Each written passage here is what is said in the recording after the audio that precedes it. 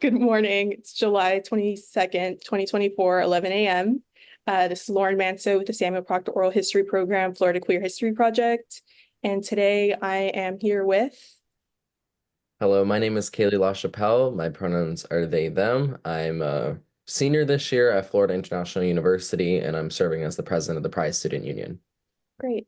So that kind of gets into my first question. What are your pronouns? How do you identify? No problem. So I'm back to they, them pronouns. I identify as non-binary. I'm transgender, and I identify as pansexual as well. Okay. Okay. So if you could spell your name for us on the record, that'd be great. Definitely. It's Kaily, and then LA capital CHAPELLE. Okay, great.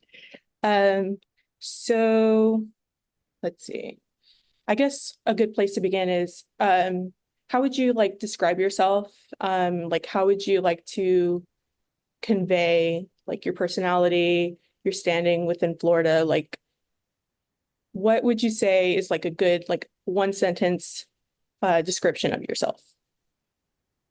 Oh, that's tricky. I'd say, oh, wow, this one's hard. To describe myself in one sentence, I say that I utilize restorative justice with through the lens of poetry, fashion, creativity, art, writing, which all goes into the overlying what I do is I organize and mobilize marginalized communities, particularly focusing on how we can take back our political system. That's great. That's really wonderful. Okay, so where and when were you born? I feel like that's a good intro question as Uh, well. Okay, my birthday, June 11th, 2003, 21 years old, and I was born in Providence, Rhode Island. Oh, okay, great. Happy belated birthday. Thank So how does Florida factor into your story, given that you were born in Rhode Island? Oh my God, I'm so nervous.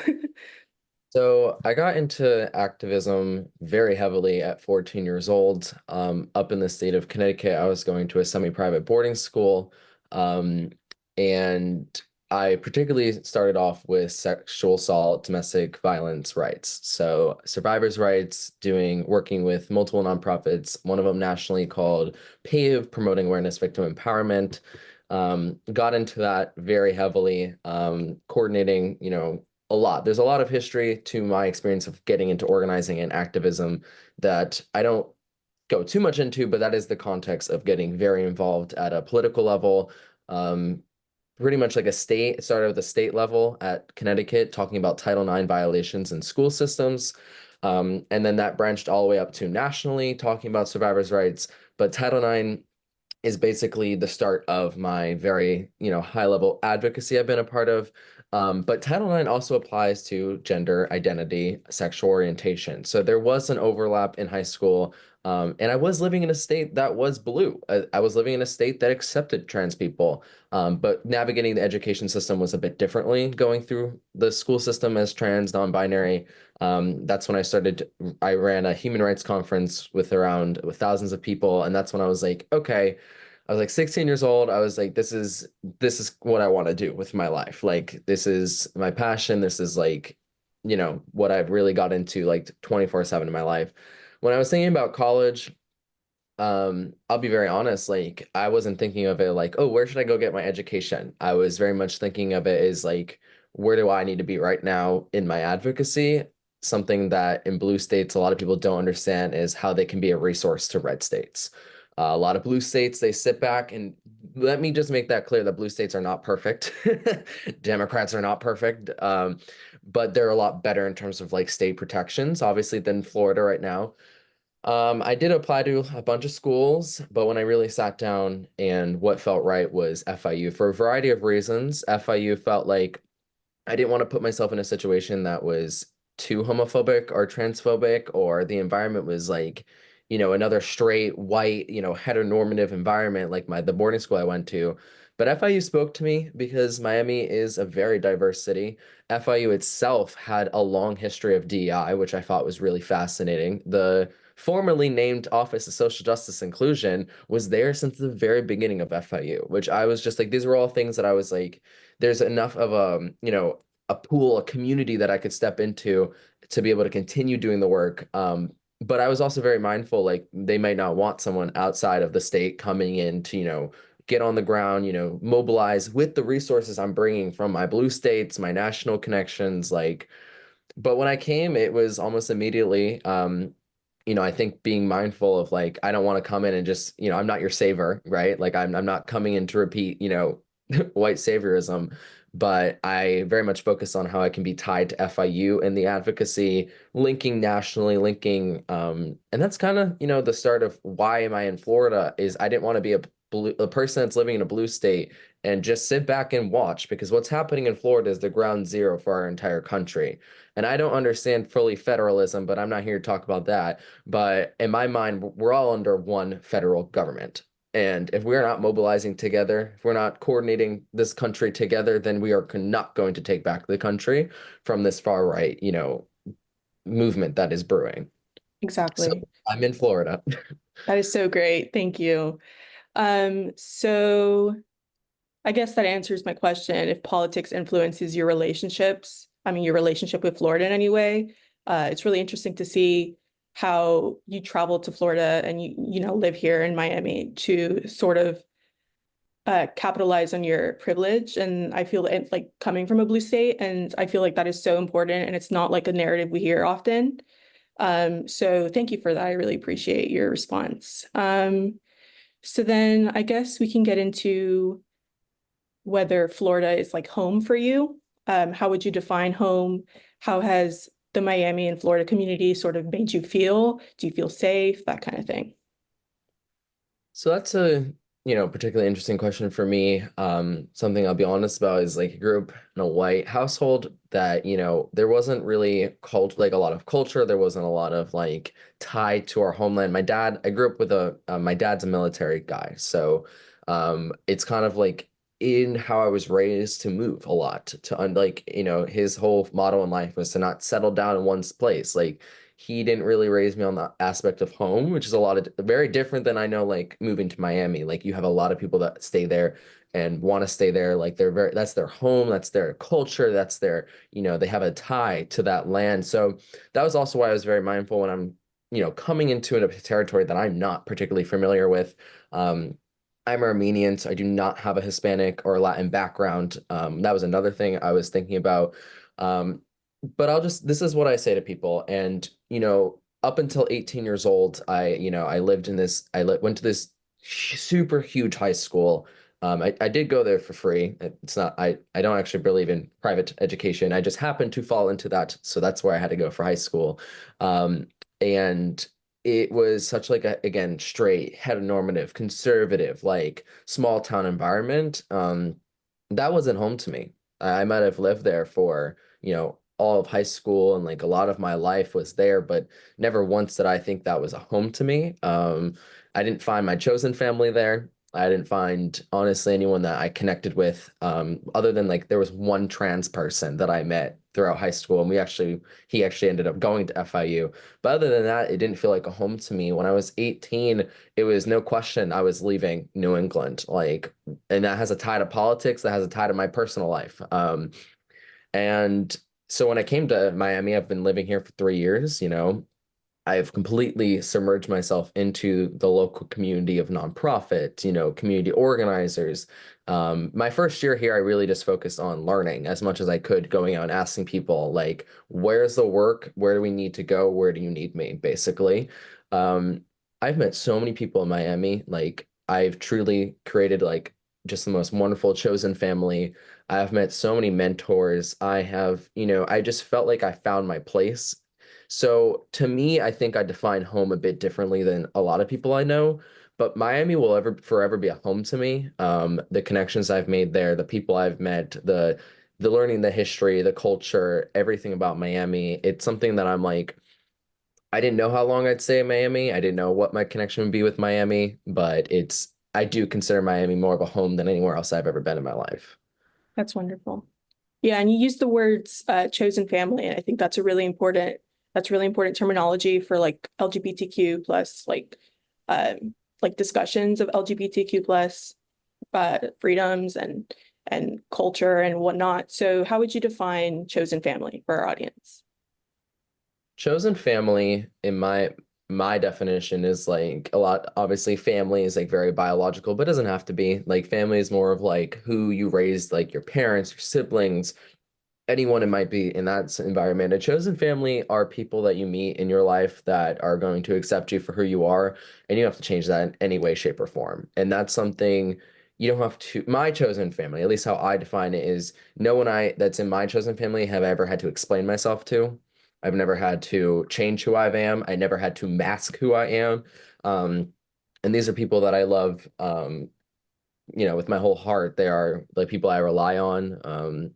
But yeah, basically my definition of chosen family are people that um, unconditionally, undoubtedly are there for you and accept who you are.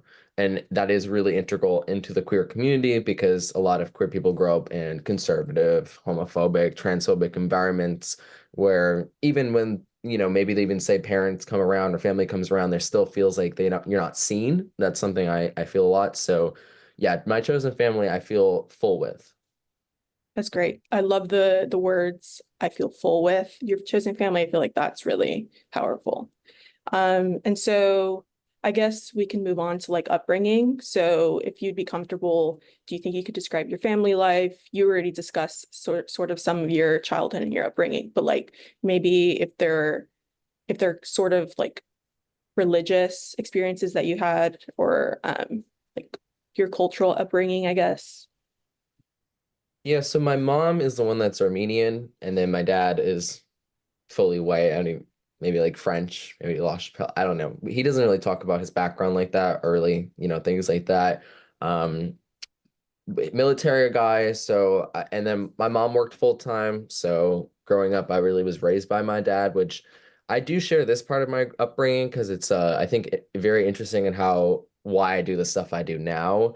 I was 3 years old when I was handed a history book and encyclopedias, and my dad is like, so he was served in the Vietnam War. So my dad's a bit older, and he's always been like into history. He's very well educated, like he's into politics. I will add, my dad was a Republican, right-wing Republican his entire life. And my mom, she's more on the side of like, she's a psychologist. She has no idea what I talk about. She has no idea what politics means. Like, she's very just like, she always says like, I didn't get the education to understand what is out there. So she's more on like that side of like really fending for herself. My mom's deaf, so she does have a disability. But yeah, growing up, I was very much like every day, coming down the stairs and seeing a documentary on the TV, reading these books. And from a very young age, I'm talking when I was 6 years old and I walked into kindergarten, I could fully articulate the Obama versus Mitt Romney race and like the different social issues at that age. So I say this because when I talk about politics, it's literally the core of my existence, it feels like. Like I have been a political person literally since I was 6 years old. Like, and I walked in and I wanted to talk about healthcare with the kindergarten class, and no one was quite there for that conversation. But it's something that genuinely fascinated me. Before politics comes with the love of history, right? Like, the understanding, my dad was the lead tank commander of the Vietnam War, which is actually a very, very high level position. He was there for 3 years, and he told me all his war stories. Ironically, my right-wing father is what made me a left-wing socialist and like anti-war, anti-gun, like um but yeah, my parents they're kind of yeah, my dad was big into he's like very much into like the economics and he's a business guy. He's which I will always add, like put a nuance to my advocacy that I am now grateful for, understanding the economy to a level that it helps so much with understanding like the if we economy is politics, international political economy and like understanding how that can play into my advocacy. So all these like I don't know, my dad's also a very confident, overbearing person. So I learned how to take that, but in a good way. You know, um, But yeah, I have one older brother. He's 10 years older than me, so we're not really the closest until now. He's kind of like a hippie lifestyle, like he's very much just in nature, has his dog. But yeah, I'm the one that kind of fully came to the family. I came out when I was 10 years old.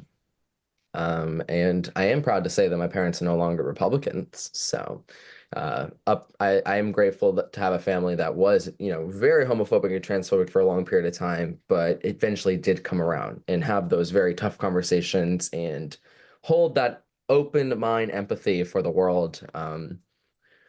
Oh, and then the biggest thing also my parents kind of gave me that I always just think was interesting to be raised by was my dad did a lot of traveling because, military and like his life experiences, and he always took us on his trips and stuff. So I got to travel the world like a lot, which is such a privilege to have that experience. And that is what goes into like why I've also said since I was 6 years old, I'm a global citizen. I'm an international relations major because of this. But yeah, I would also just say like in generally, like how I was raised is pretty laissez-faire, like my parents were not really strict parents. They really valued independence and autonomy and oh, the religion. That's what I was like, I'm trying to find something in my brain. No, you're Um doing great. yeah, my parents are Catholic. They put me in CCD when I was like around 6 years old as well. When I was like 7 or 8 is when I self-declared I was an atheist. I was forced to make my first communion, which I was very upset about because they wanted me to wear a dress. And that's when, so like 7 was when I realized my gender did not match this weird society.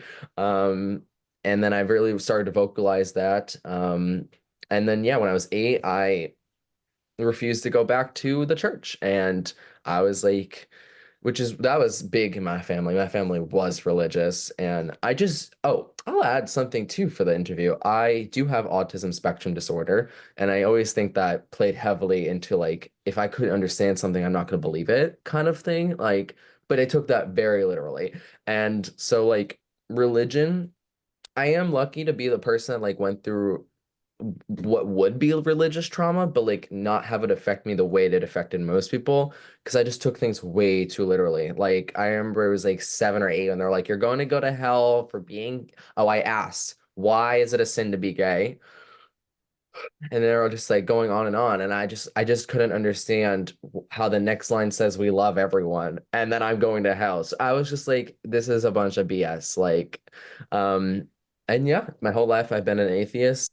Um, and I just kind of denounce kind of religion. I didn't, yeah, it's kind of like my story with religion.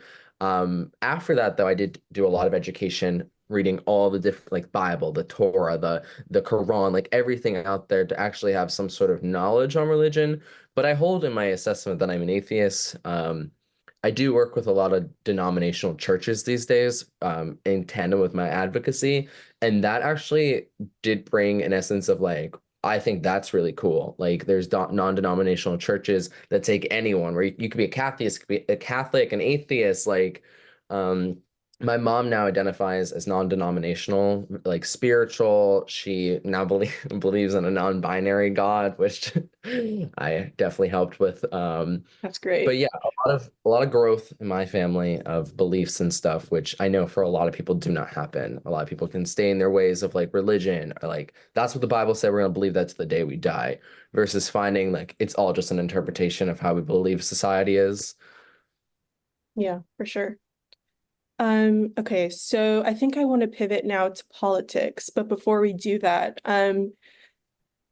let's discuss queer as terminology.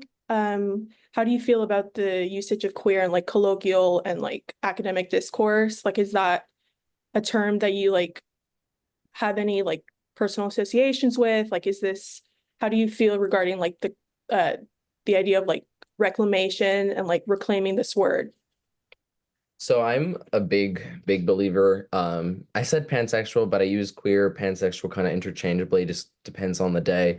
I'm a big person in my queer experience, especially because I was so young when I came out, like so young, like 10 years old, it was official. Like, and I already was saying things since I was 6. Like, um, I spent the whole life being called the F slur. I spent the whole life, every queer slur you can think of, which I got them all.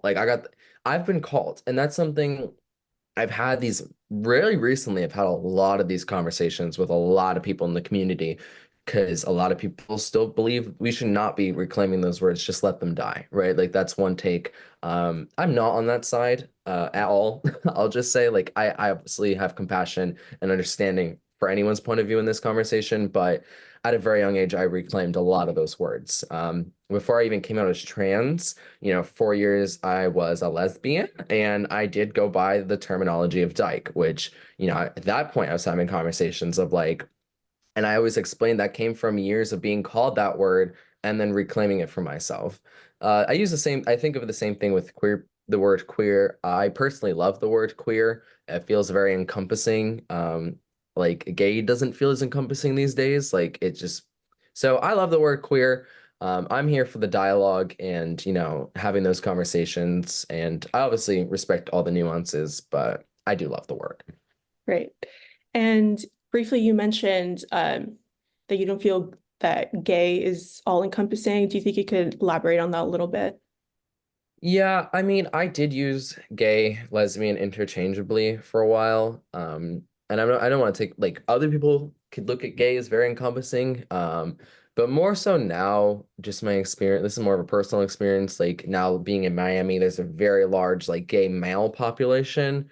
Um, yeah, that they just not everyone, but there's definitely a part of that community that wants to gatekeep that word, and it Mhm. just doesn't feel, I don't know, to me as inclusive as like queer these days, just because of some gatekeeping happening in the Yeah, gay male community, particularly with like trans people, and so I don't know. To me, I used gay for a long time, but I still say I'm gay. So I mean, still do, but I don't know. To me now, queer feels like more of an umbrella term. for sure. Yeah. And thank you for sharing that, by the way. Um, so moving on to politics, would you argue that being queer in Florida is like inherently political? Do you think that like being out and being proud is a political statement? 100%. It's one of the things I say all the time in my workshops and seminars I do is like at this point in this day and age right now, especially in Florida, if you are out and you are open and you are visible, that's a political act of defiance these days, like particularly in Florida. Um, I've always said like, a lot of people ask me is like, I know a lot of people that are stealth. I know a lot of people that have never even questioned, being out right now. Particularly thinking about the trans community because I work a lot with the trans community. And I, obviously understand the fear. Like I remember the fear as a child. Like I would say because I'm just a little bit into being out there in my journey. I always just say it's powerful. It's powerful being out, and it's powerful. And I'll just the smallest example I have is like crazy now. Like this is really stupid, but I was on Fortnite the other day. Yes, I have my little Lady Gaga skin and I run them on Fortnite. And I was playing with a friend and we had the open mic on, like where people can like kind of join. She loves doing that. I don't even like doing that. But this guy comes on and we're just casually playing. We're not talking about politics. And my friend refers to me as they.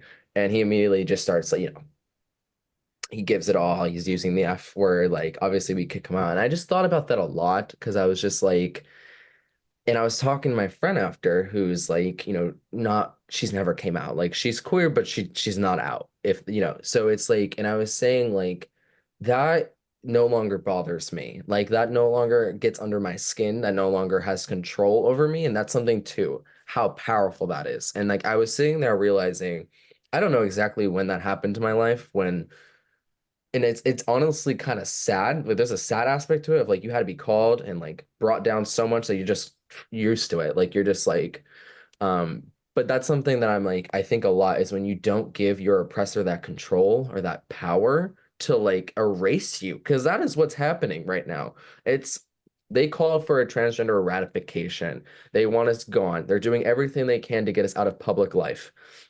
And something also like in my story is joining Student Government Association. I first joined, first trans, non-binary, person in our FIU SGA.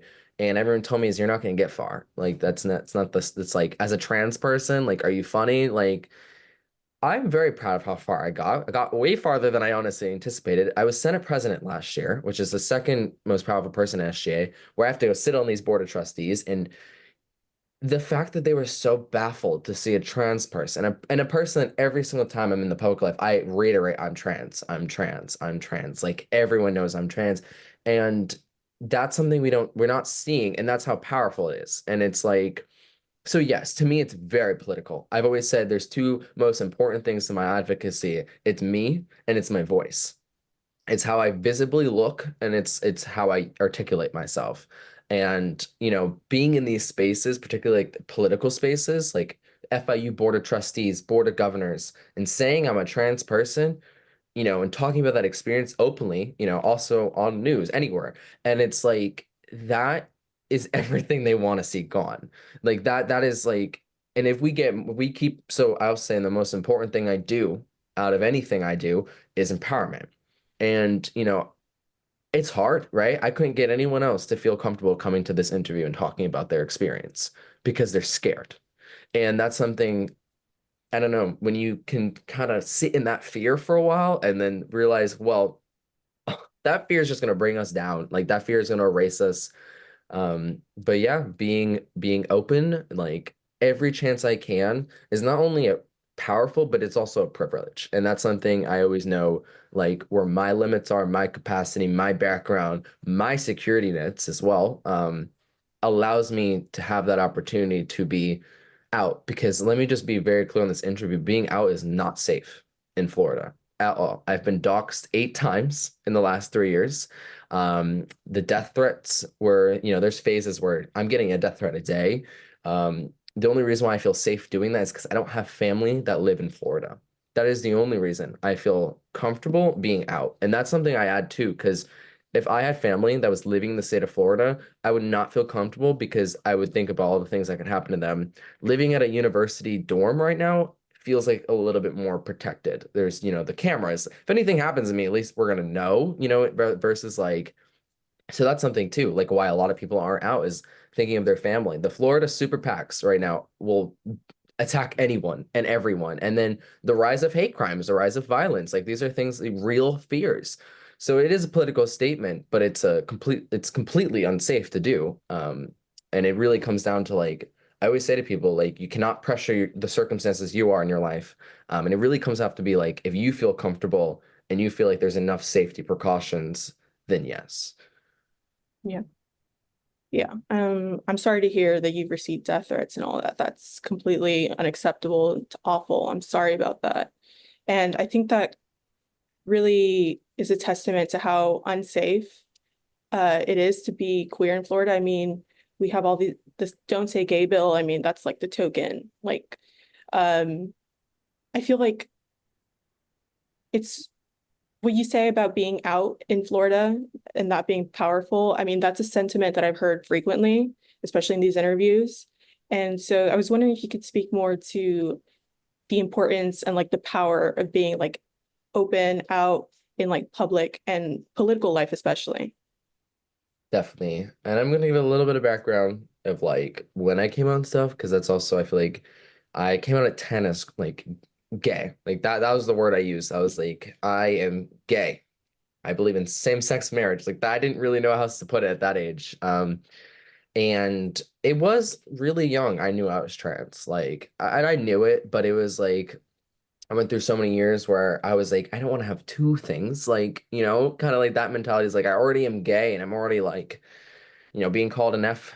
I'm not going to say that word here, being called an F slur there and there. And I was just like, I don't want to be the tranny on top of that. Like, high school, I really, I was fully out, had a girlfriend at the time. Like, everyone knew I was like queer, but I was so like inside of myself, like hating the fact I was trans as well.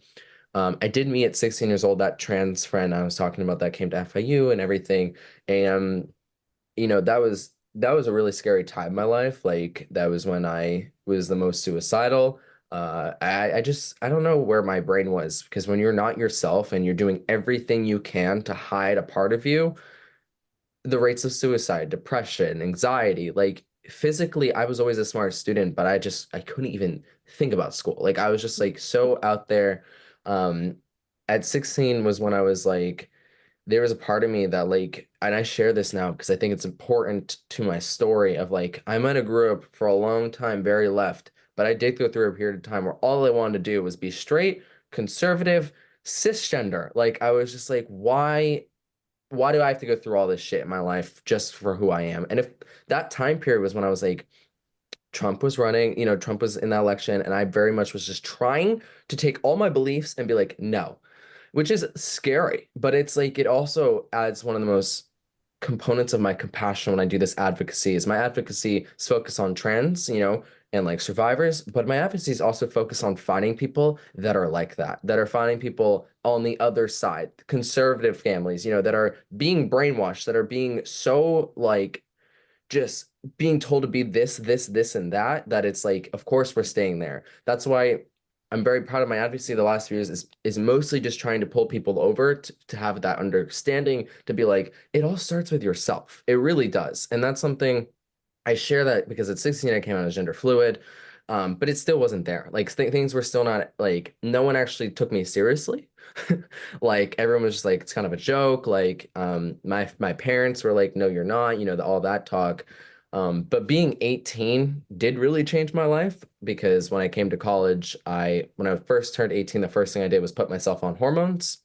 I came and I joined the e-board of Pride Student Union as the events director, and I was like, just shifting from that mindset like fully, which happened at like, oh my God, my storytelling. At 16 was when it was like a short month or two. I was like, I want to be conservative. I want to be straight. I want to be cis. Like, I hate this life.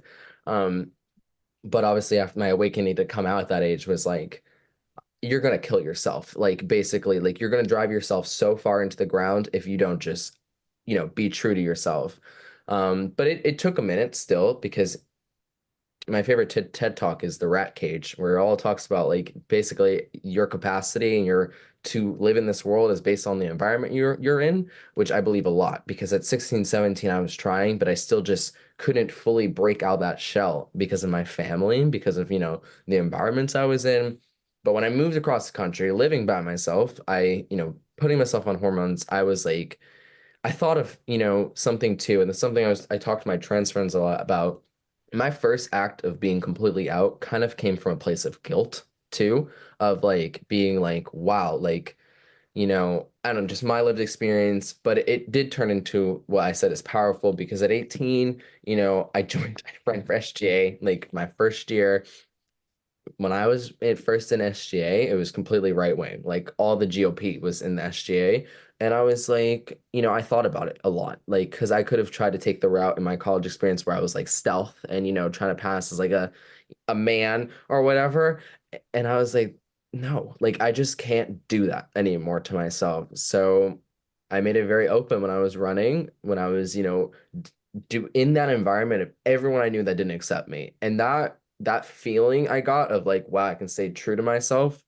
Yeah, that's powerful. Like that's powerful inside of you. I'm not even talking about the external aspect of that. Like that was like, yeah, so my college experience has just been completely out, making that so apparent, like in people's faces, like, and the biggest thing is like I'll share like what kept me going was every time I heard from someone in the PSU, like you being out gives me that, inspiration. And I thought of all the people in my life that gave me the inspiration to be out, right? All those mentors, being on TikTok, seeing all the queer people on TikTok.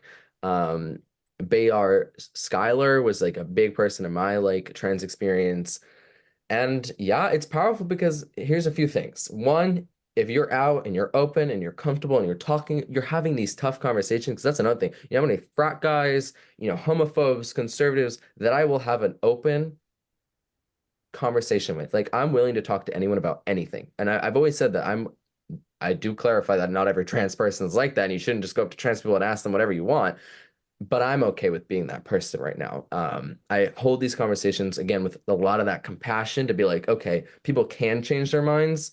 Um, so that's like one is like when you're out, you're inspiring your community that it's okay that, the 3 years of me being out on in Miami and doing this work I'm still okay. And it's honestly just making me more of a confident, happier person despite all the external, opposition that's happening.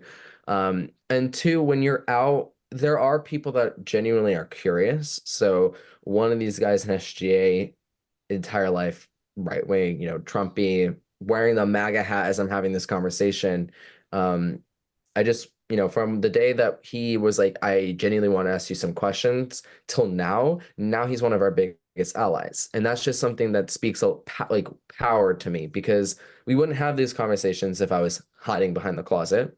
Um, so yeah, it's just powerful because we don't see trans people. There is no one in baby boomers basically that are trans. Gen X barely has any trans people. Millennials are, we have a few trans, but like it's our generation that finally have some sort of privilege, which they're trying to take away all of the progress to get there.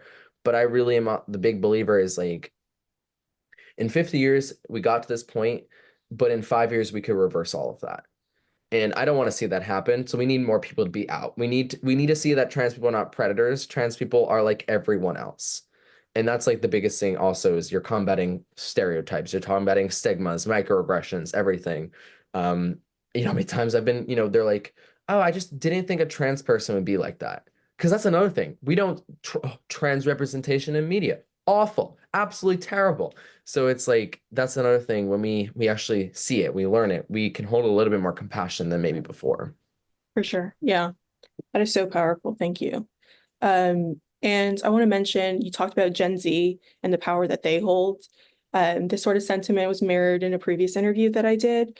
And basically, we discussed how essentially Gen Z has the capacity to completely change the game. And um, basically, they're like the hope for like queer protection and undoing all the damage that the Florida government has sort of, you know, been responsible for.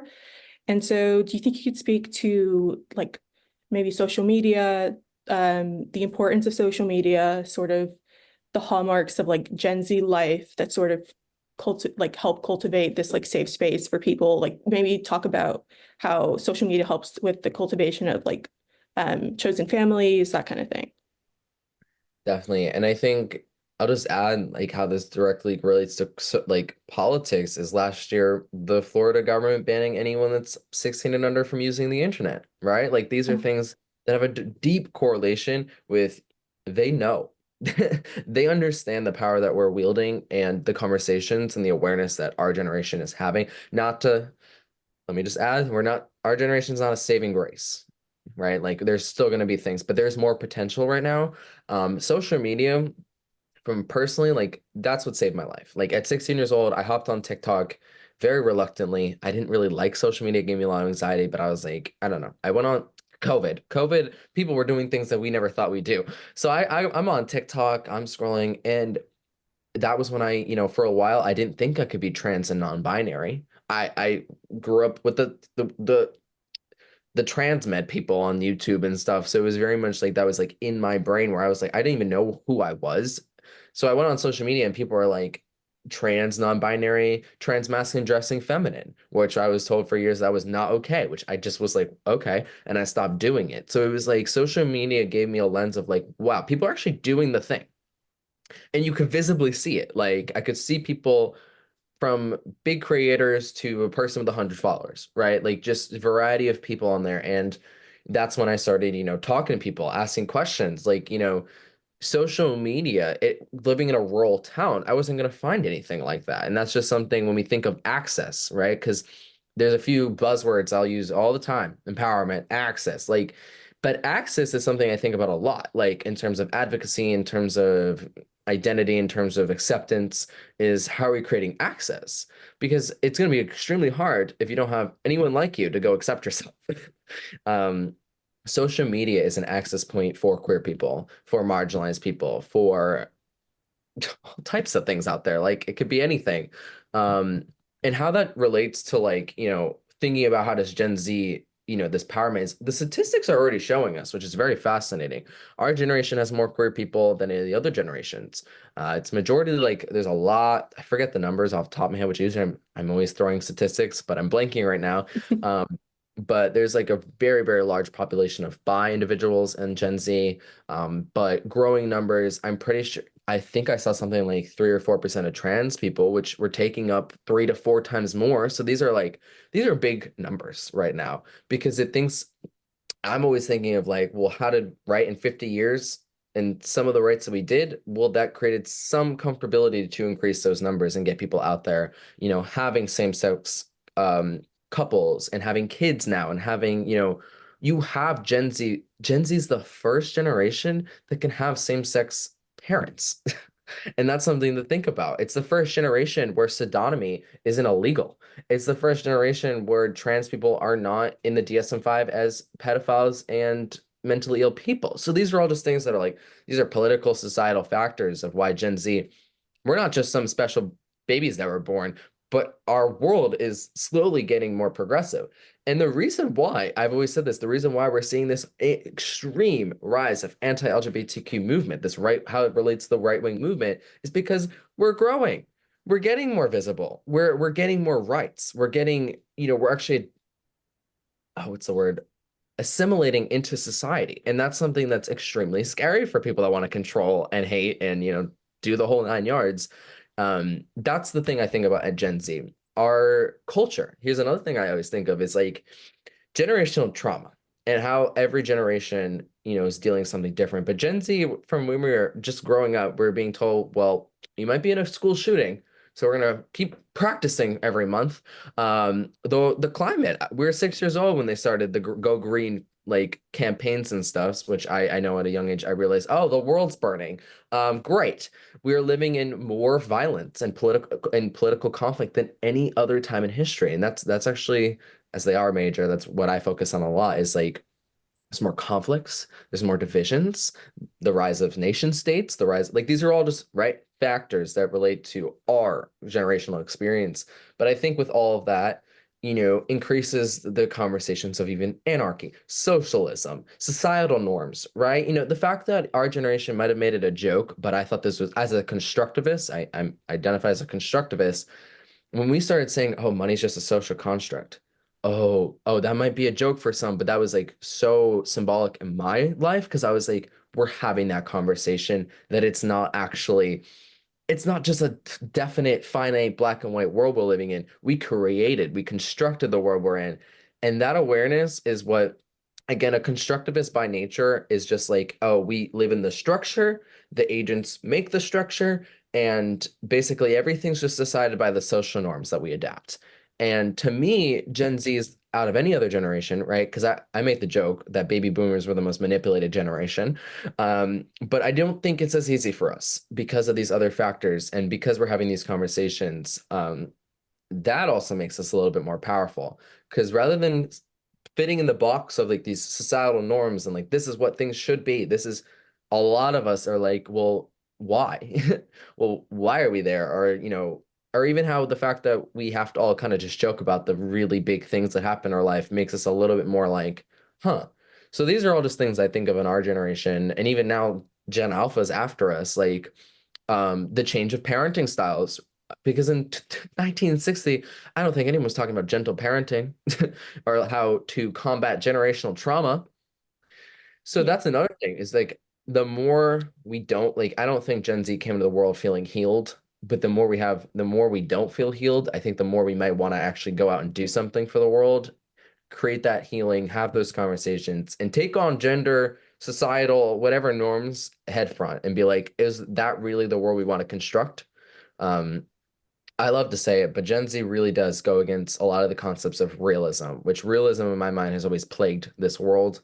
It's the world, it's the structure we've been living in. And I do see hope, but I don't want to ever fall too much into like, oh, our generation's gonna be the one that saves the world. No, our Yeah. generation is to keep focusing on the next generation, and just, keep going from there. But I do see potential, and that's also a lot of my work is young people. My whole thing has always been student power, young people power, like young people, especially like now that I'm really into this like deep level advocacy, like, I didn't know like how when things were but like a lot of these nonprofits and stuff, like they'll come to me, they'll ask me questions being a young person in activism. but there's still a lot of tokenization and a lot of the same ideas. And that's something too, like these older queer left Democrat, generation very much tokenizes the youth rather than truly using them as like a Mhm. catalyst in this movement. Um, but those that truly do value the youth, like that's how we're really having these conversations. And the youth are the ones with the most potential to change the elections. So that's another thing. For sure. Yeah. And you mentioned youth. How do you feel that this like recent legislation affects youth? Like how can we address this in like schools? The term wokeness is used often. Like how do you think that factors into like the school system and like what we're teaching kids, and how can we sort of implement a more open-minded, a more like like open-minded, just like more protective of youth, more protective of queer youth? Like how can we sort of implement that sort of thinking in school systems, do you think? That's a really good question. Something I'll add, like context about I'm blanking on the number. Today I'm just not doing good with my numbers. I think it was HB1 2020 this year, 2024 HB1. And that was originally banned like 18 below. And then the amendments, which one of my good friends of mine actually testified, because we were very big of like, this is awful. Like, this is awful. Because I'm thinking of like that 12-year-old trans kid that literally has nothing, like Yeah. nothing. And so he got to actually testify. It's pretty hard for me to actually get up to Tallahassee to be able to testify. But he kind of just took some of our remarks and stuff from PSU, from other people. Max Fenning, I'll just throw him out there, executive director of Prism. He did a lot of advocacy he does a lot with youth. It's the Prism. So Prism, the organization, is all youth led. It's the first youth led queer nonprofit in Florida. And that to me is really cool. We do a lot of work with them. But yeah, like Max was in Prism was all over this bill because obviously we think about all the detriments.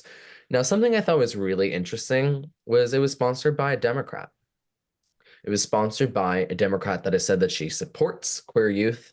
But at the same time, it was very much like when you listened on the floor throughout the entire bill, which a lot of my work is like I'm tracking every single bill, not just in Florida, but all of our extreme red states. I have a little tracker and everything. So I'm always just constantly like, just like, when I was paying attention to this bill, because again, it was brought to my attention, and I was just like, and it very much, my opinion is like, it should just be up to the parents. But when those conversations we're having, it was tying into the education system. It was tying into how we look at our youth. It was tying into, just the larger conversation of, do we protect our youth or do we control our youth? Right? Because in their mind, they're protecting, but that's just control. So Yeah. when I think of how does this relate to how can we make a better education system? Oh, I'm going to try to stay clear here because that is education is like my biggest passion in my Yeah. advocacy, how it ties to just, health and education. People can't live without health and education. The education system, I feel like particularly when we want to talk about queer youth, um, it's very bad. And that's coming from, again, the beginning of this, I said I lived in a blue state and I went throughout the education system, right? Because I originally focused on Title IX. It's still extremely weak. The education system curriculum is still just an imperial, colonialized, like white supremacist, like it's awful. So in terms of like the education we're not getting like real history, any real representation. So if you take away access to social media, oh, and the banning of books, because I think that goes hand in hand. Banning our books, banning social media, it's gonna be real. Okay, hold on. Hold my train of thought. So international relations major. I took a class at my school with one of my favorite professors, and it's authoritarians class, where you learn all about dictatorship, authoritarian, like every type of regime. But one of the things we do in the class is we read this super long book that tells you the stages of authoritarian regimes, dictators, the whole nine yards. Like, and a lot of the case studies are like Russia, like the typical ones. And what I thought was really interesting is this whole book, and I've then done a lot of research on this because this does tie to my IR major dissertation, like the academia part of like my passions. And the first thing you do is focus on the education system. You focus on your youth because that's the next generation. to continue the long-term right-wing movement. And that's what I always think is really hand in hand here is if kids can't go on the internet, then they're only going to be able to get what the right-wing Florida government wants them to get. Is none of these books is just an Americanized, white supremacist, racist, quote unquote, that slavery is a benefit. That's what we're giving our children. And that is how in their minds, right? Because millennials, Gen Zs are a little is focus on the next generation, right? We might have lost two, but if we can control the next one, then we can long-term implement the far right movement. So that's just something like when we think about protecting our youth, we need to focus on their access, particularly in Florida. So I know Prism does a lot of work with that. I do in tandem. I might be a college working with a college organization, but we do a lot with the kids, a lot with the high schools, a lot with the middle schoolers. We go to the children's museum all the time. We're trying to find points of access so they do not, go into a system where they don't see that anymore. And that's just something, again, the social media, the books, the how to create a better education system is to listen to your youth. And that's all I'll say there. Like, I'm not going to sit here and say what's right or what's wrong. I have a million ideas, a million theories, but I preach this and I'll die on this hill. Go ask your youth what they need. Even to college students, oftentimes administrators think they know what's best for us versus having the conversation of just what do you need? What is a barrier? And how can we increase your access, right? And that's just not happening. So I want to change that conversation. I can't tell you what the K through 12 need right now because I'm not there. I can tell you what a college student needs, but not their needs, living needs right now. I can use my lived experience, but I'm already years away from that system. So that's just something we need to talk to our youth. They're not stupid. That's another thing, like thinking that people that are young are stupid. That's just so wrong. We might not have Yeah. the lived experience of like, understanding everything, but we're not stupid. We know what Mhm. we need. We have enough awareness. Like a lot of us from from young, we know what the world is like. And it's like, so that's just something about the youth aspect is that's how we really create the long-term movement for humanity, for Mhm. human rights, for education is to have the conversations and truly listen to the demographics that we need to serve. For sure. Yeah. I think the sentiment of listening to youth is super important. I mean, you talked about being like an openly queer person on student government, and I feel like that's a testament to like this sort of listen to your youth, like this bridging generations through like social media and sort of listening to youth, listening to these up and coming generations that all this legislation will affect. I think that's a really interesting sentiment, and I'm thankful to you for bringing that up. And so to that end, I want to pivot slightly to queer expression and how embodied queerness factors in the queer community. So let's see. I think we should begin with how you express your queer identity, how you think um, embodied queerness looks like for you and your chosen family, maybe, and how you express your identity, basically. I love that question. I always say, so Judith Butler, I love philosophy. So that's also one of my passions. I do a lot of writing, reading, and really in the philosophy realm because I think using philosophy to back up politics is a really strong way of going about it. But I took a really cool class, philosophy of gender and race, where I was introduced to even more queer philosophy. Now I did read Judith Butler before, but I was introduced to Robin Denbrough, which is another queer philosopher.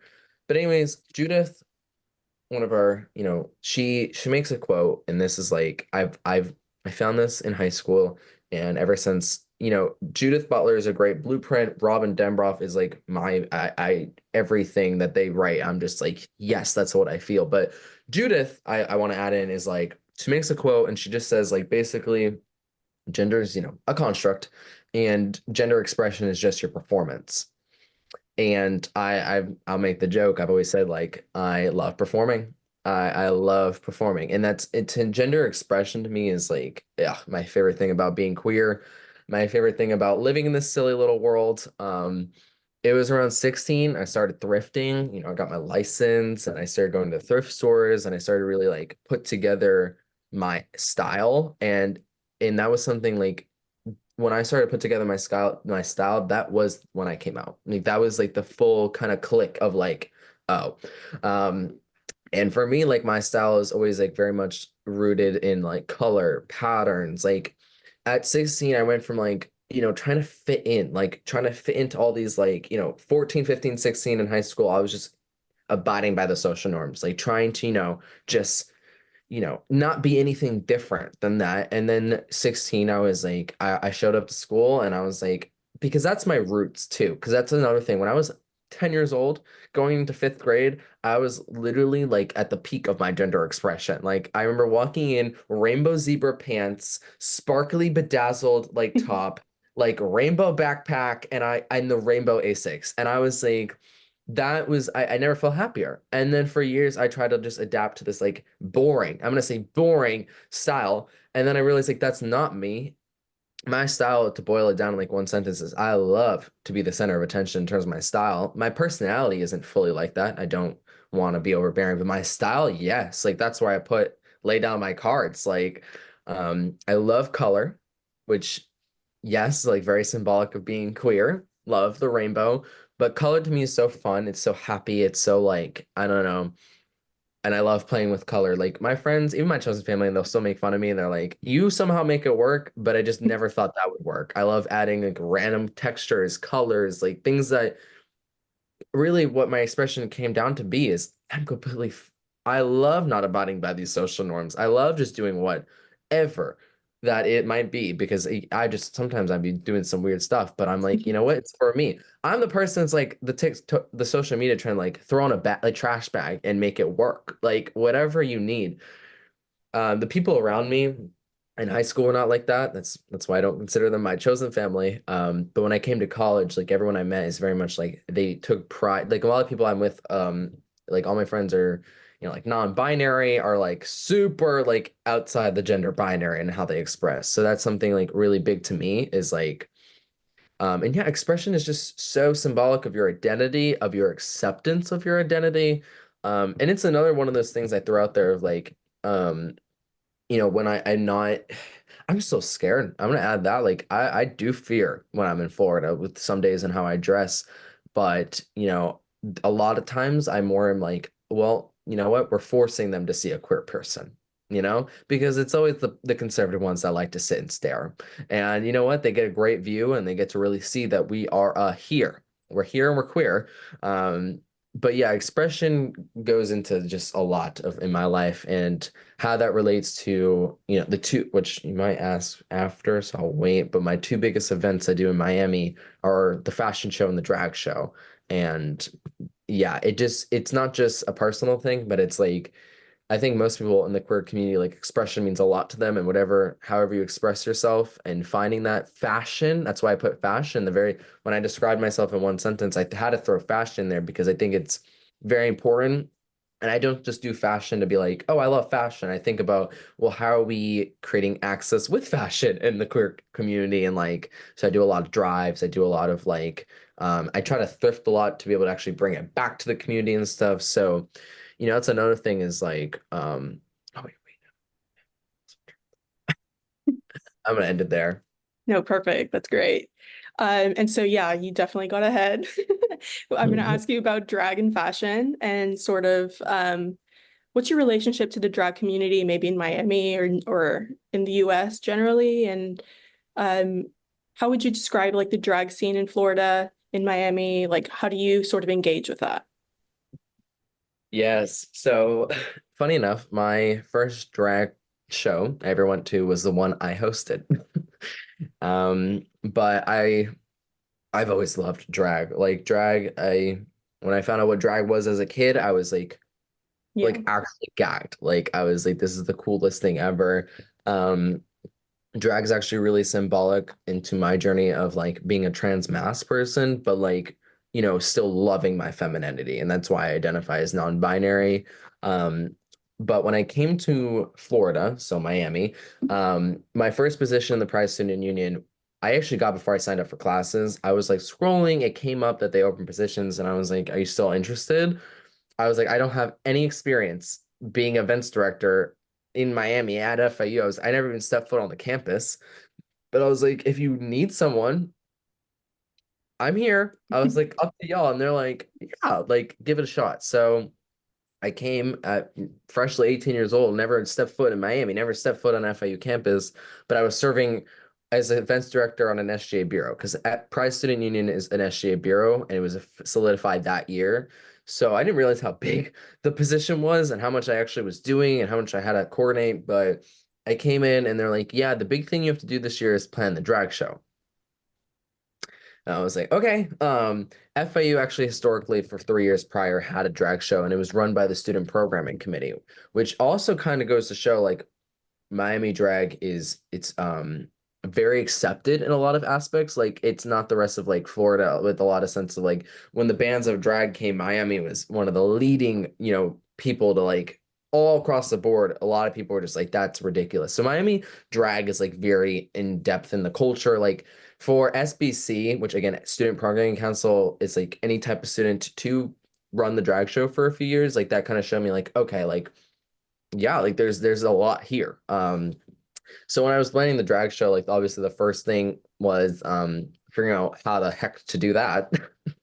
Like a lot of the logistics of like how do I planned a human rights conference. I never planned a drag show where it's not quite the same realm, like a show, entertainment, political, human rights. So I was like, but anyways, like my first year, I just reached out to a bunch of queens. Luckily, I used SBC's connection, which is how I met the house, the R House, so House of Dion, Athena. They completely sent over all the contacts. They like helped me with the communication. Which is like, this is going to be your new point of contact. So I met Athena first. She's the first drag queen I met in Miami. She oversees the House of Dion. So we contract them out and she brings people. And then I just reached out to some other people that I found. Like I wanted to have some diverse talent. Like I didn't want to have all queens. So we had a king, we had a drag artist my first year. So I was just like, I didn't really know anyone. I was like, I'm new here. Like now I'm gonna skip a lot of details, but now after 3 years, I do know every drag person in Miami. I've kind of unironically become the drag contact person. Like people, organizations, they'll reach out and be like, can you send the contact for, or do you know? So I'm just gonna add, I'm really good at networking. Like it's like one of those things that I don't know. I love to talk to people. And I'm always focusing on like how do things connect, like the interconnectedness of like life. So networking kind of comes very naturally because I'm always just trying to connect things. And then like that's kind of networking too. So I've met a lot of drag queens. I'd say one of the closest people I did get to is Athena. She's an FIU alumni as well. Oh, So I wow. thought that was really cool. Nowadays Bonnie the Builder is also another FIU alum. But one thing I'm also focusing on is that there's a lot of upcoming drag talent right now in Miami, a lot of new people. Aria Sella is like, so we had her this past drag show. One of my two really good friends of mine, LA King, Bad Poppy, they're two drag kings. And then also I do drag myself. So throw that one in there. I freshman, well, Got Meek is like one of my biggest Yes. yeah. And everyone says I look like them. So I don't know. They really were in my life like big opening of like drag is not just men. Drag can be anyone. And that was like another really big thing in my life of like but freshman year I planned the drag show. I had no thoughts of getting into drag. I have a background in theater, but not too much in like, I don't know. But my sophomore year, I got into drag because of the politics, and now I'm a drag performer. So you know what? Twiddle-dee, twiddle-dwat. But I got into politics when they put out the law to ban drag. And one day I was just like, you know what? This gives me the inspiration to go on that stage and make this as political as I can get. And I named myself Draconia X because I saw an article relating DeSantis calling him a draconian leader, and I was like, Draconia. And then it just hit me, Draconia X. X is for my non-binary, and my whole performance was basically making fun of like purposely sexualizing myself to make fun that they think that we're just like sexual predators. Um, so that's also, I would say, why I got pretty connected in the drag scene was kind of doing some performances and stuff, but also doing my own drag show. helping community organizing events with drag shows and stuff. And I love the drag scene in Miami. It's oh my gosh, it's one of my favorite parts about Miami, like the queer culture there, um, how it relates to the community, the drag show itself of like when we do these FIU drag show, I've ne like our students are so happy. Like it's just a bundle of joy to see a bunch of queer people revolting against the system we're For in. sure. I'll also say like our administration came to us and was like, you can't do the drag show anymore. And I said, oh, honey, that's not what the law says. I said, when you can give me either an FIU policy, which they'd have to go pass on the board of trustees, which they're probably thinking of. So hopefully that doesn't happen. But the law right now still protects student fees under SB 266.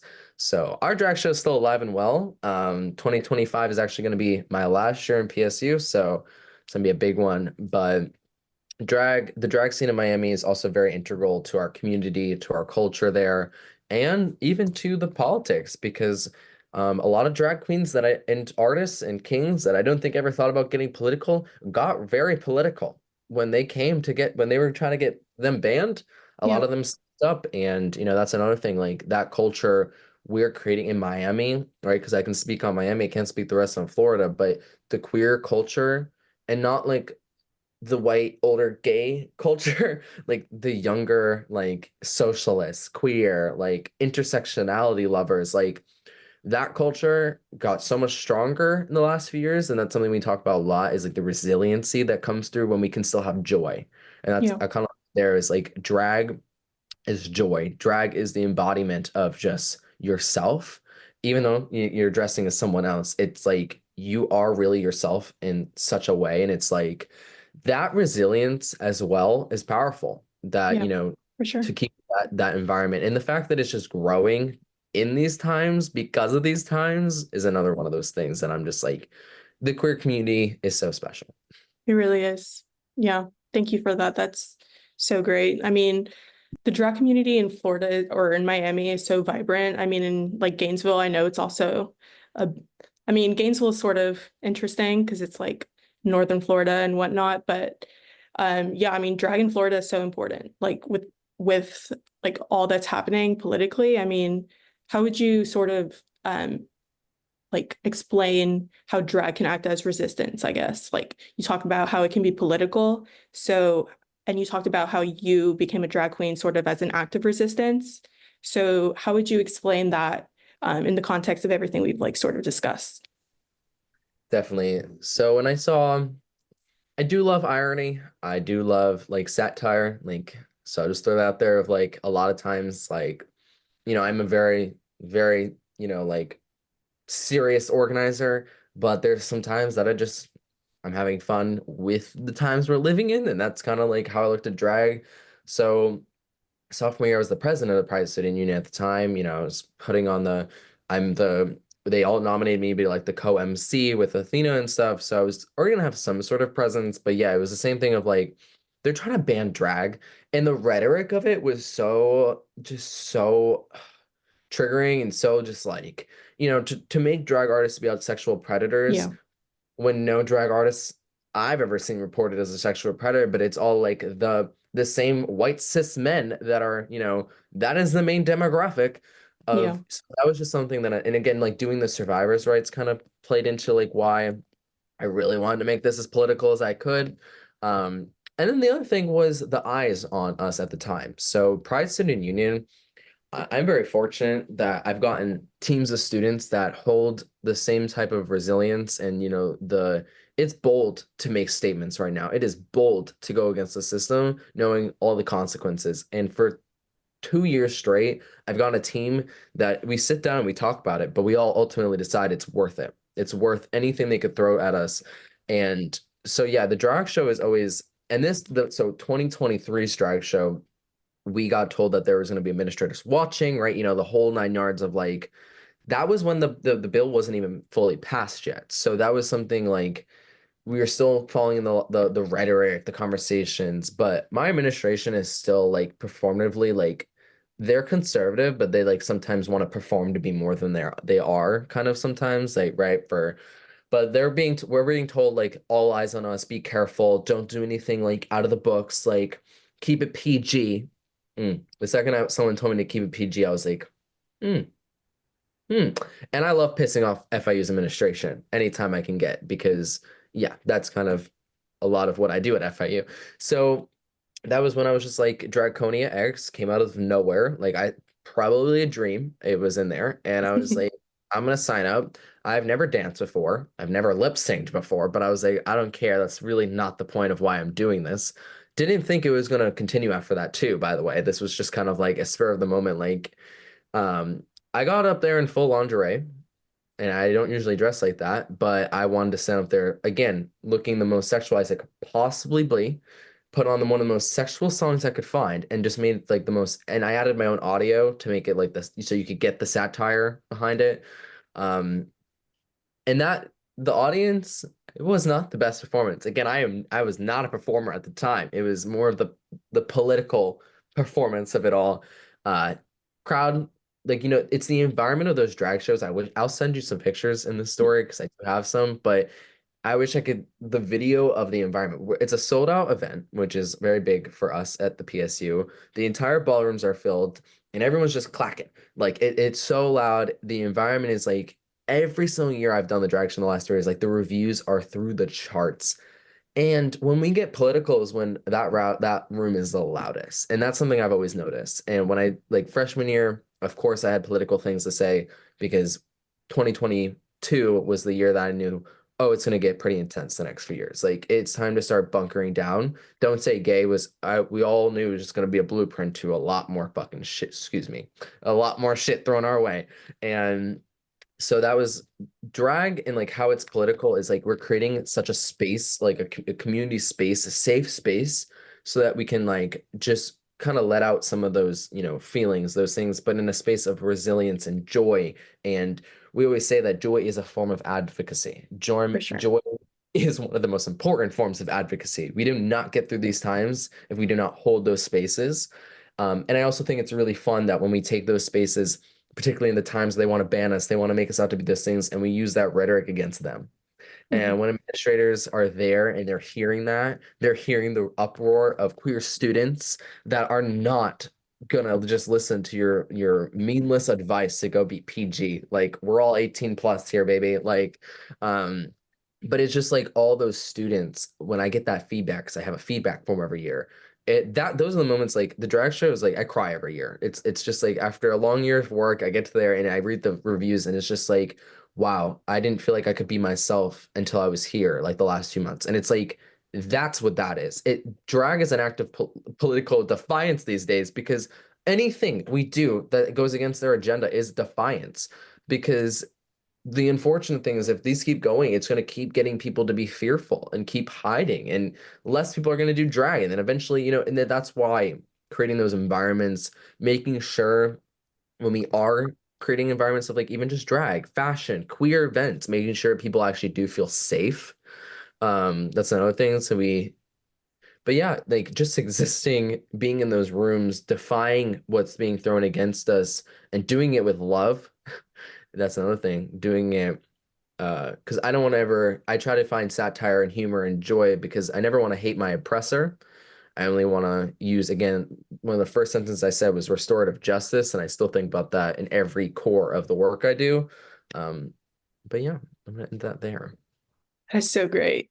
Um, and I was reminded of like when you talked about like the administrators sort of like being at the drag show, listening to everyone sort of like cheering you guys on. I mean, listen to your youth. Like, these people, like, there's so much joy and love, and there's no room for hate right now. And so I feel like that's really a testament to that. So thank you for sharing.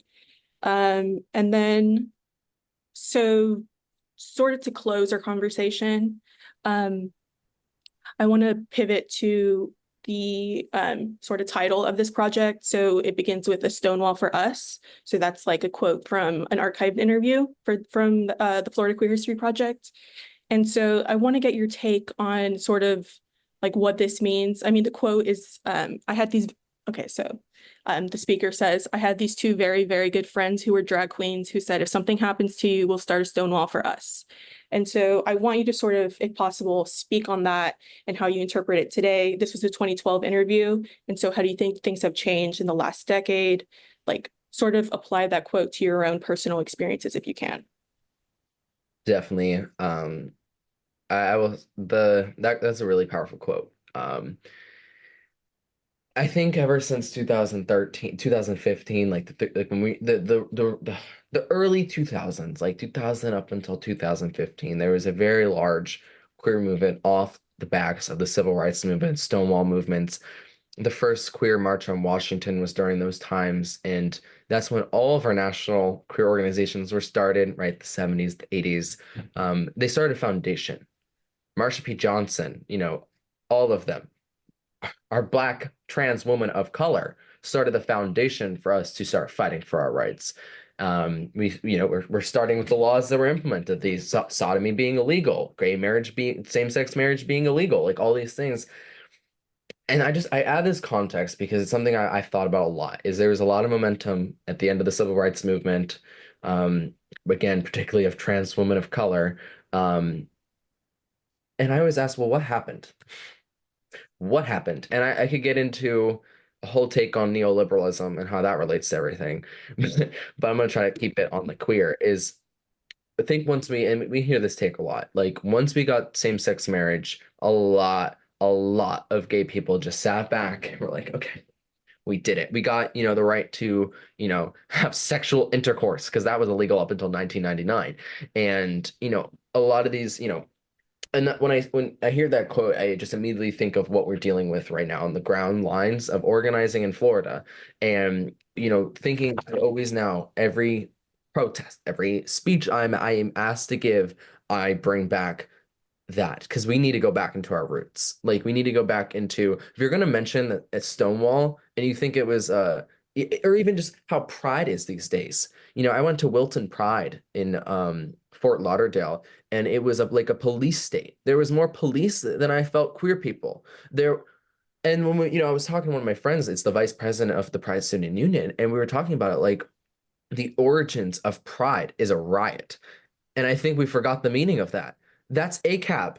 That's anti-capitalism. That's anti-imperialism. That's anti-war. And that's just like when I say all these things, like we have forgotten our roots. And when we draw a lot of inspiration off of Stonewall, right? That's our Pride Month. That's, a lot of things. But a lot of people are forgetting what that actually means. Yeah. We need to put the people on the front lines, and will always be as trans women to this day still have a life expectancy of 35 years old.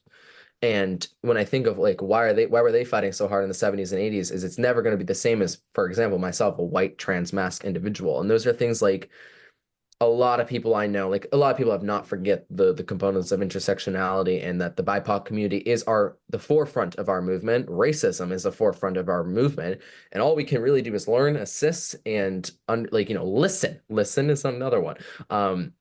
But when I think of just the evolution of the last 50 years, is we've gone a lot of way, Sorry. but My God. we've also gone backwards in a lot of ways in the community. We need to put, again, trans BIPOC individuals at the forefront of our movement. We need to put trans people at the forefront of our movement. And we need to just not forget a lot of these values. And I'm just going to kind of end it on this because I've been on a lot of speeches this year on it. When Marsha P. Johnson said no pride for some without liberation for all, she meant all. She didn't mean Americans. She said all. And that's something I come in a lot right now is like, even just looking at the foundation of Stonewall, I made the quote of like, Marsha P. Johnson would never be a Zionist. Marsha P. Johnson would never justify Israel's genocide against Palestinians or all of the 8 other genocides happening in the world right now. And when we think of the queer community right now, when I went to Wilton, there was more Zionists than anyone, and then Palestinian flags. And it's like, we're not abiding to intersectionality. We're not going to liberate the queer community. If you are gay and you do not think that all the liberation intersects, like, then we're not going to change the world we live in. For queer people, when we go to Pride, we're not there to we can have fun, right? Joy is still a component, but we cannot forget what we're doing. It's not to go to Pride and get drunk and forget what we're doing. Like, and that's just something it's becoming very, I just keep talking about it. I keep, I'm very passionate about this because it's No. like Stonewall, all of our, the inspiration that we draw on. Unfortunately, we don't see that as much these days, like in sense of like the grand scheme, right? The HRC, the National LGBTQ Task Force, the Trans Equality Fund, the trans, so like all these, we're losing the embodiment of what we're here to do. And a lot of it just is being played right now from 2015 to 20, like the last decade. I have seen more queer people try to assimilate into the capitalistic, you know, just imperialistic, just society we're living in. No, we need to take it all down. And that is, I strongly believe that is what they were there at Stonewall to do. They didn't throw a brick at a cop to be like, oh, we want cops at our pride in 50. No, we want the Mhm. system eradicated, not us, the Yeah. system. And that's something like why I hold on to when I think of those quotes, when I think of, you know, no pride for some without liberation for all. That means everyone in the world. And that's also like the global citizen, me talking. But we need to really reassess where we stand in terms of the military industrial complex and how so many queer people are upholding that.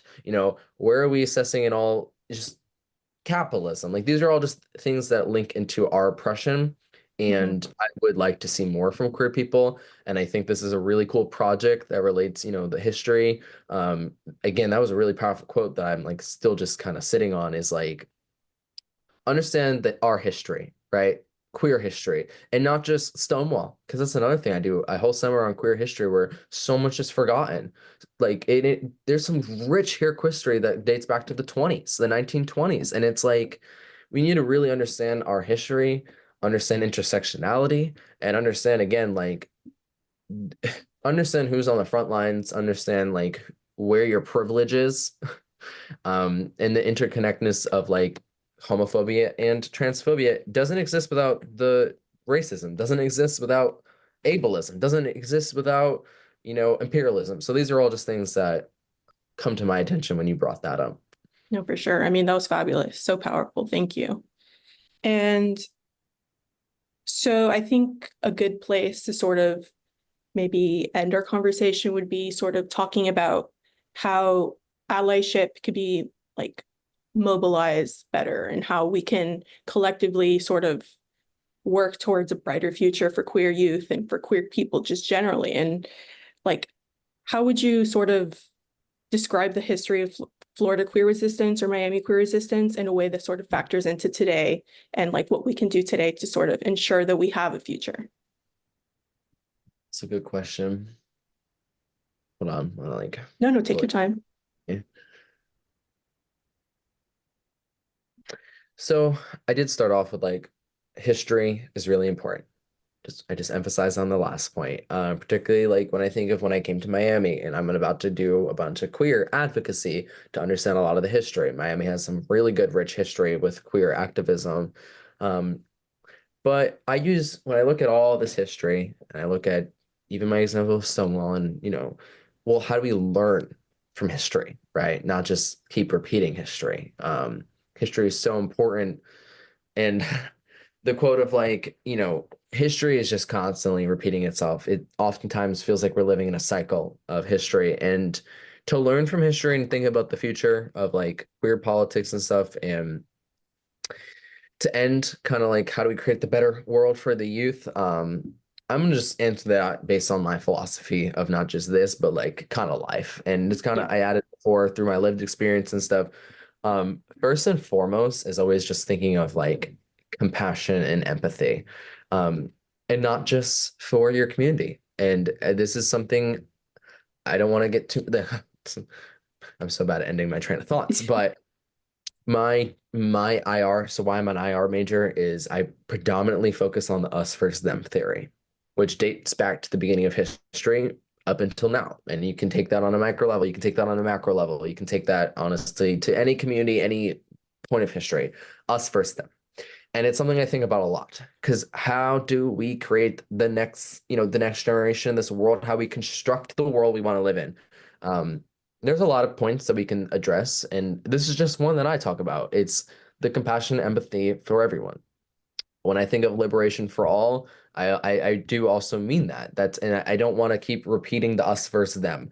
And I relate that to even how I talk about, like, when I bring up restorative justice, that's to me so important in my advocacy, is to constantly be using the framework of restorative justice to come into this world. Um, and that takes a lot of compassion. That takes a lot of empathy to, again, my biggest thing, and I always said, if I lose the ability to do this, then I don't think advocacy is the place that I should be in, is to constantly empathize my oppressor. Because I never want to keep repeating the us versus them. I don't want to see a world in 500 years where now, let's say, trans and queer people are the majority, and now all of a sudden straight and cisgender people feel oppressed. Because we can use this example from the Palestine, right? 100 years ago, it was the Jews that were being committed to genocide against, and now they're committing a genocide. And I can go through the list and how that happens all the time. There's so many examples of the oppressed becoming the oppressor, the oppressor becoming the oppressed.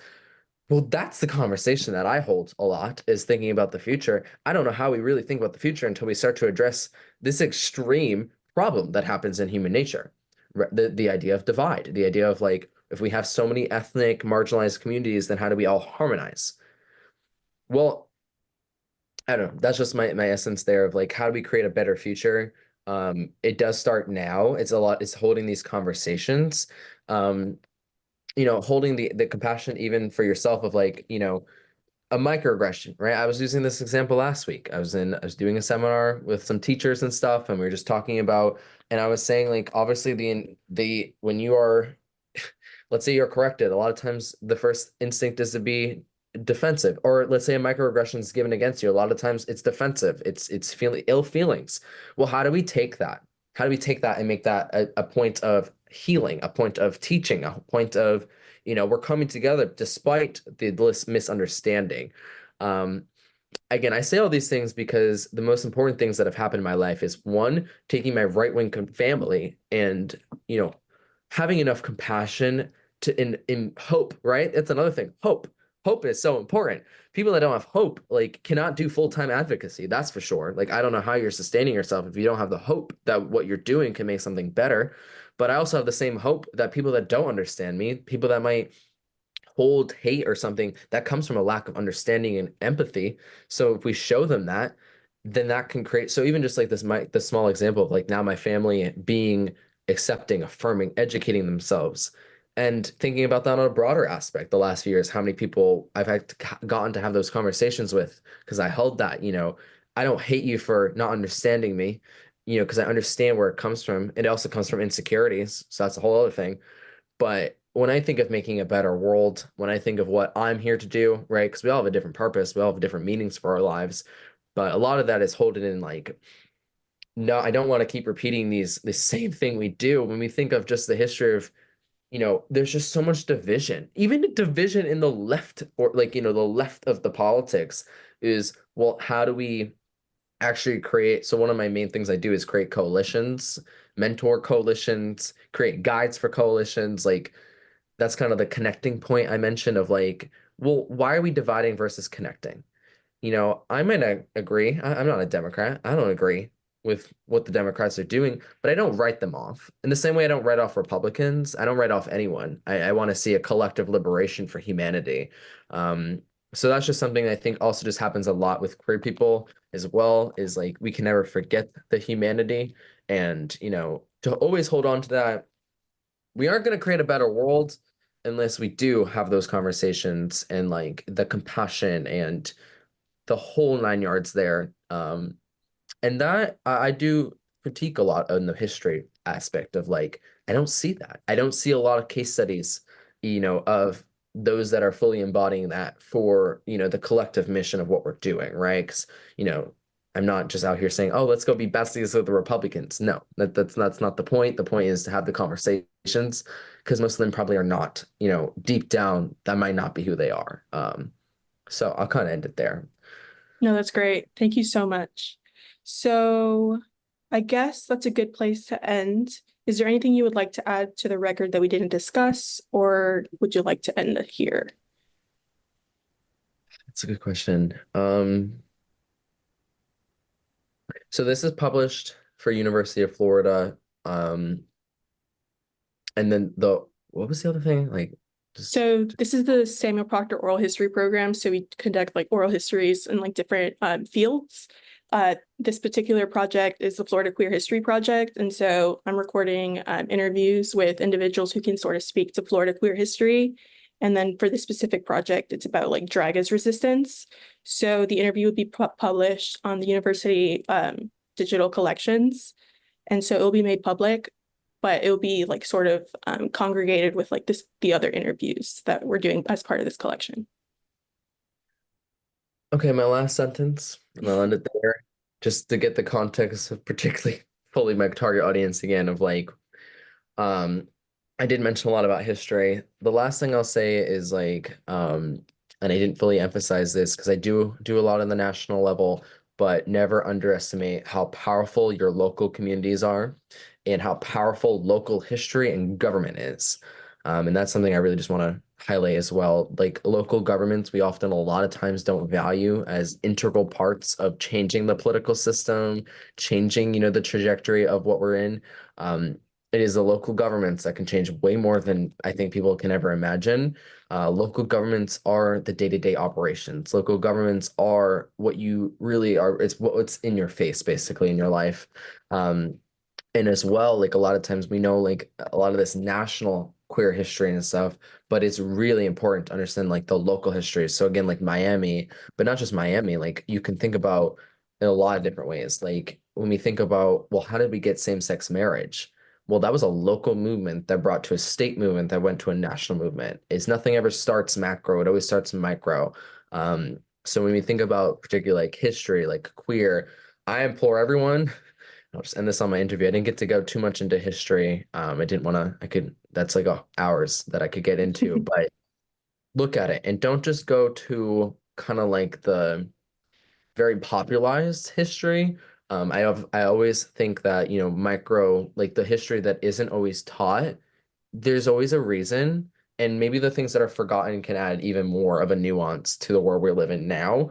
So research your local history and value your local government and organizing. We can't do anything at the national level without the local level, without the local organizers, local organizations. And that ties a lot into the history of how to politically organize. Wonderful. Thank you so much. So that's the end of the interview. Thank you for helping us with this interview and for um, being like super great interviewee. Like this has been a wonderful interview. So I thank you for that. So Thank let you me for stop the interview. Oh, sorry. Were you saying something? thank you for having me. Thank you.